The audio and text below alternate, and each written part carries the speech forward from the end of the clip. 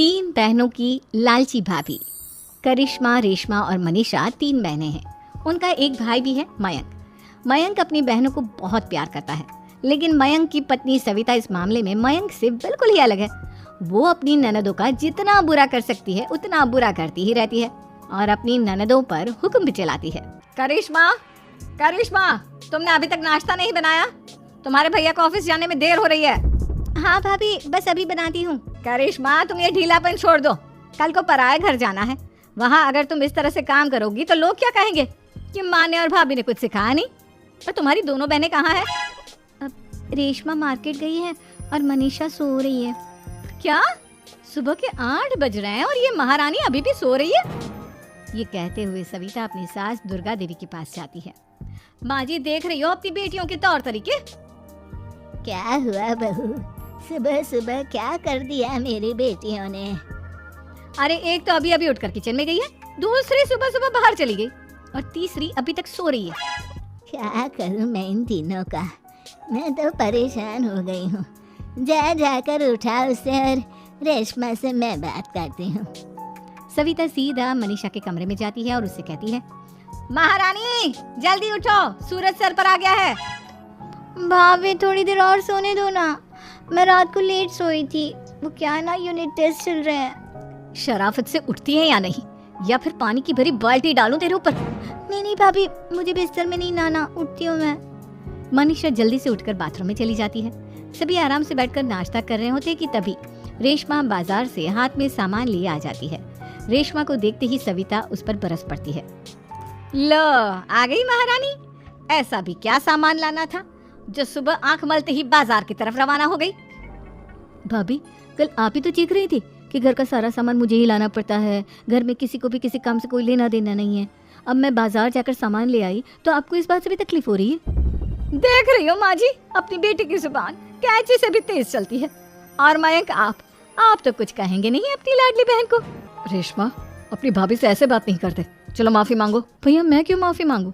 आप भाभी से बोलिए ना कि हम पर कम हुक्म चलाया करे। हम इस घर की बेटियां हैं और आपकी पत्नी की ननद है, नौकरानी नहीं। लो कर लो बात। इनकी भलाई के लिए कुछ भी बोलो तो इन्हें बुरा लग जाता है। इस घर में यही इज्जत है मेरी। देख लो माँ जी, आपकी बेटी किस लहजे में मुझसे बात कर रही है। सविता वहाँ से चली जाती है। मयंक को बहुत गुस्सा आता है, वो भी वहाँ से चला जाता है। फिर करिश्मा रेशमा को समझाती है, रेशमा, तुम्हें भाभी से माफी मांग लेनी चाहिए थी ना। लेकिन दीदी, मैंने कुछ किया ही नहीं, तो मैं माफी क्यों मांगू? हाँ करिश्मा दीदी, रेशमा दीदी जैसे ही घर में आई भाभी ही उन पर चिल्ला रही थी। हाँ, मैं मानती हूँ कि गलती भाभी की थी।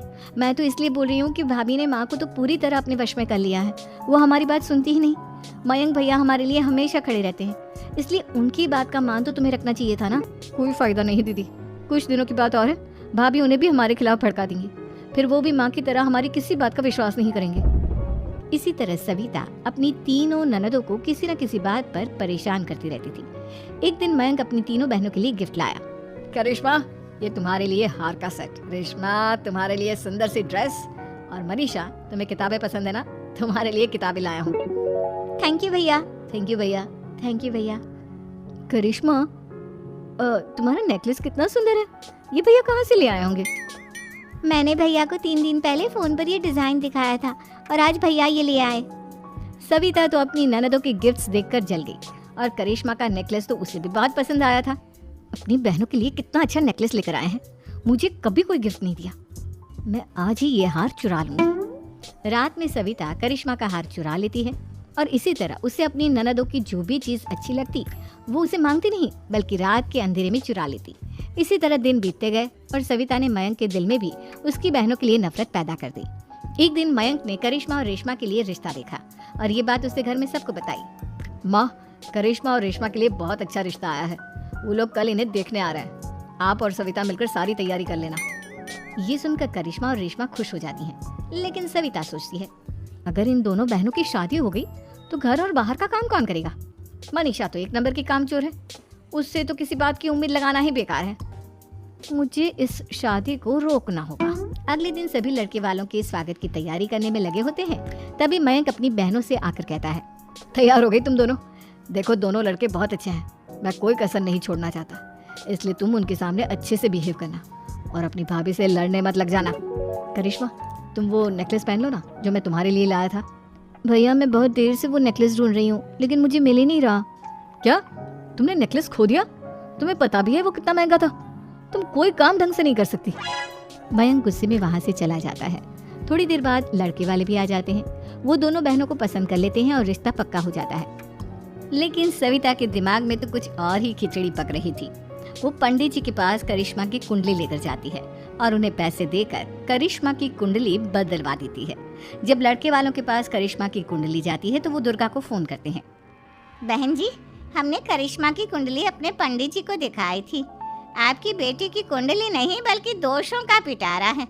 देखिए, मैं और मेरे पति इन सब बातों में बहुत विश्वास करते हैं, इसलिए हम आपकी बेटी से अपने बेटे की शादी नहीं करा सकते। इस तरह करिश्मा का रिश्ता टूट जाता है और सभी घर वालों को बहुत दुख होता है। अब कविता सोचती है, चलो करिश्मा का तो रिश्ता टूट गया, अब रेशमा का भी रिश्ता तोड़ना है। क्या करूं?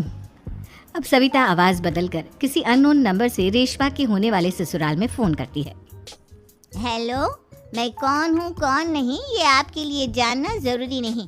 बस इतना सुन लो कि रेशमा का 2 साल से किसी के साथ अफेयर चल रहा है। बस रेशमा का रिश्ता तोड़वाने के लिए सविता का इतना कहना काफी था।